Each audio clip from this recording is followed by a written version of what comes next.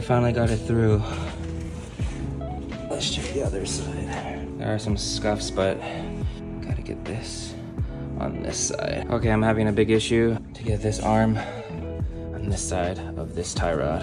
Finally, I dismantled this entire plastic trim and on the other side, and finally got this to gum on this side of this tie rod. Same on the other side. What a pain in the butt.